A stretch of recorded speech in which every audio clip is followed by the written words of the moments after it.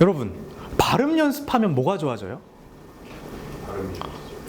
발음이 좋아지죠. 자, 목소리 연습하면 뭐가 좋아질까요? 목소리가 좋아지죠. 발음 연습, 목소리 연습한다고 해서 정말 스피치를 잘할 수 있을까요? 어떻게 생각하세요? 정말 스피치를 잘하려면 뭘 잘해야 될까요? 생각 정리를 잘해야 된다 생각하셔서 이 자리에 오신 거죠. 오늘 저는 여러분들에게 이 말씀을 꼭 드리고 싶었습니다.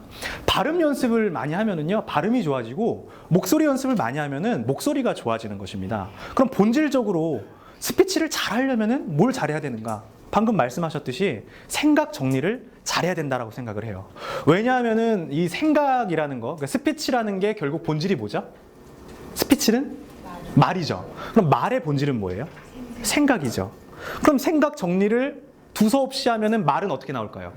두서없이 나오고, 논리적으로 생각 정리를 하면 논리적으로 나오는 게 이치죠. 오늘 저는 그 이야기를 여러분들에게 생각 정리를 잘하면 스피치는 덤이에요. 근데 저는 분명히 말씀드리지만 외적인 요인이 중요하지 않다라는 건 절대 아니에요.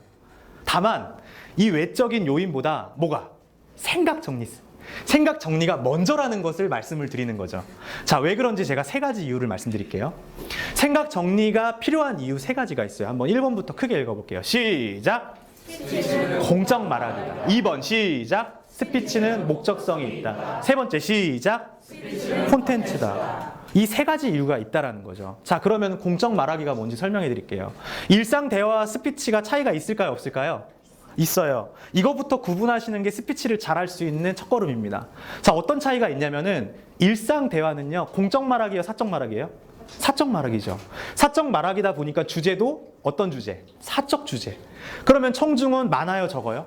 1대1로 말해요. 그래서 이 청중에게 누군가에게 험담을 해도 되고 욕도 해도 되고 편하게 이야기를 해도 된다라는 거죠. 책임 수위가 높아요, 낮아요? 낮죠. 그리고 자유롭게 이제 말씀을 해줘도 되니까 준비가 필요해, 아니면 즉시 말할 필요가 있어요? 즉시 이제 말하는 거죠. 근데 그것과 반대로 스피치는요, 사적 말하기가 아니라 뭐예요? 공적 말하기라는 거예요. 이게 가장 큰 핵심이에요. 스피치는 공적 말하기고, 그러다 보니까 주제가 뭐예요? 공적 주제. 공적 주제인데 다수에게. 시간은 자유예요, 제약이에요? 제약이 있어요. 그러니까 누군가를 설득하기 위해서는 반드시 준비를 해야 된다, 안 해야 된다? 해야 된다라는 거죠. 준비는 뭐죠? 생각 정리예요. 생각 정리를 잘하고, 그리고 나름대로 스피치 연습과 실습의 과정을 이제 하는 거죠. 그래서 제가 여러분들에게 꼭 말씀드리고 싶은 것은 공적 말하기다 이거예요, 첫 번째. 두 번째는 목적성이 있다고 했죠. 자, 스피치한 교재를 보니까 전통적으로 이 네 가지 방식이 있더라고요. 정보 제공 스피치, 설득 스피치, 의뢰 스피치, 유흥 스피치. 자, 스피치의 종류가 한 이 정도로 구분이 되는데, 자, 이렇게 목적성이 있으면 이 목적을 달성하기 위해서 뭘 해야 돼요? 계획하고 준비를 해야 되죠. 그러니까 생각 정리가 안 된 상태에서 대중 앞에 나가서 말을 하려고 하면은 당연히 흔들릴 수밖에 없어요. 만약에 내가 정보 제공 스피치라면은 정보 제공을 잘 할 수 있도록 생각 정리를 잘 해야 되겠고, 설득을 한다고 하면은 설득 논리를 구성을 잘 해야 된다는 거죠. 그런 이치입니다. 세 번째는 뭐냐? 바로 표현과 내용의 상관관계예요. 자, 따라합니다. 스피치는 콘텐츠다. 만약 제가 여기 나왔는데 저의 자랑이나 하고 있고, 그리고 괜히 막 재미있는, 시덥지도 않은 그런 재미있는 얘기만 한다면 여러분들 들어주시겠습니까? 여러분들이라도 안 들어주시죠. 근데 실제로 방송가에 보면은 굉장히 이야기 재밌게 많이 하세요. 근데 다 듣고 나면은 무슨 생각이 드냐면은, 내가 뭘 들었지? 분명히 듣는 시간엔 재밌었는데 알맹이가 없는 거예요. 그런 분들 많이 보셨을 것 같습니다. 저도 봤습니다. 그런데 그분들의 특징부터 설명을 해드릴게요. 일단 표현과 내용의 상관관계라는 걸 보니까 내용은 빈약한 경우, 표현은 우수한 경우에 4분면이 있어요. 총 4분면 중에서 내용은 빈약한데 표현이 우수한 경우, 방금 그런 분들이에요. 그러니까 내용은 사실 없는데 본인의 어떤 개인기라든지 선천적으로 말을 잘하시는 분들은 내가 스피치를 잘하는 것처럼 포장을 할 수 있는 능력이 있어요. 근데 대부분이 그렇지 못하다라는 거죠. 대부분은 뭐죠? 표현이 미흡해요. 근데 내용도 빈약한 거예요. 왜 그러냐면은 그 정리 방법도 모를 뿐더러 표현을 잘하는 방법도 트레이닝 안 된 거니까. 근데 저는 만약에 지금부터 스피치를 시작하는 분들이라면은 3분면에서 3, 4분면에서 2, 4분면으로 가는 것보다 3, 4분면에서 차라리 표현은 미흡하더라도 내용이 풍부한 사람으로 이렇게 스피치를 잘 하셨으면 좋겠다라는 생각이 들어요. 왜냐하면 내용이 풍부하면요, 다 따라합니다. 말은 들린다. 들린다는 거예요. 이 스피치라는 것은 본질은 그냥 들리면 그만이에요. 잘 전달되면 그만이라는 거죠. 어떻게 전달할 것이라는 건 나중 문제라는 거. 예를 들어서 한번 말씀드릴까요? 박경림 씨 혹시 아세요? 목소리가 어때요? 허스키하죠. 듣기 좋은 목소리인가요? 굉장히 듣기 싫은 목소리예요. 근데 그분은 뭐가 있어요? 콘텐츠가 있어요. 하고자 하는 말이 분명해요. 그러니까 말이 뭐예요? 임진왜란이라는 것은 임진년에 외놈들이 난을 일으켰다요. 임진왜란이랍니다. 이런 방식을 써요.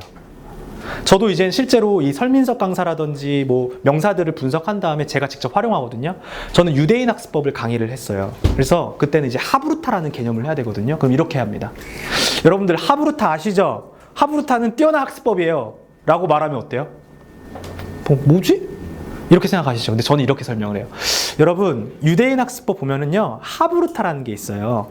하브루타라는 말은 하베르에서 유래가 됐는데, 하베르라는 말은 친구라는 뜻이에요. 친구는 한 명이에요, 두 명이에요? 두 명이죠. 둘이서 만나서 뭐예요? 대화하고, 그 다음은요, 서로 질문하고, 말 안 통하면 토론하고, 이게 바로 통틀어서 하브루타라고 합니다. 이런 식으로 설명하는 거거든요. 와이트리, 하우트리, 즉 육하원칙에 입각해서 생각을 정리하면 된다. 와트리 같은 경우는 구성 요소를 분해할 때 사용하시면 돼요. 예를 들어서 생각 정리 스킬의 장점은 세 가지다. 그럼 구성 요소를 분해해 보는 거예요. 장점이 뭐지? 분명한 메시지, 쉽고 재미있는 강의, 모두에게 유익한 콘텐츠. 그럼 왜 분명한 메시지지? 스스로 생각을 해보는 거예요. 생각의 시각화, 쉽고 간편한 정리, 모두가 알 수 있는 스킬. 이런 식으로 이 메시지에 대해서 한 번 더 분석을 해주는 거예요. what을. 두 번째, 와이트리 같은 경우는 문제에서 원인을 이제 발견하는 거거든요. 예를 들어서 이런 거예요. 앞에 이 강사가 살이 빠지지 않아요. 그러면은 여러분들 살이 빠지지 않는다 해서 끝나는 게 아니라 와이트리로 분석을 해볼 수가 있는 거예요. 왜 내가 살이 빠지지 않지? 첫 번째, 잘못된 식습관. 두 번째, 운동 부족. 세 번째, 스트레스. 여기부터 한번 여러분들 해볼게요. 잘못된 식습관은 왜 생긴 거지? 하우트리는 뭐냐? 이런 문제가 있을 때 하우는 방법, 솔루션을 찾는 거예요. 과제에서 해결책. 자, 3개월 동안 이제 내가 살이 안 빠졌는데 3개월 동안 몇 킬로? 5킬로를 감량할 거예요. 그럼 5킬로 동안 5킬로를 감량하기 위해서 식사 조절과 운동과 생활 습관을 할 건데 또 어떻게 할 거냐? 간식 금지하고 야채 위주로 먹고 이런 식으로 달리기 하고 자전거 하고 줄넘기 하고 삼시세끼 야식 금지 음주 금지 이런 식으로 이젠 로직 트리를 만든다는 거죠.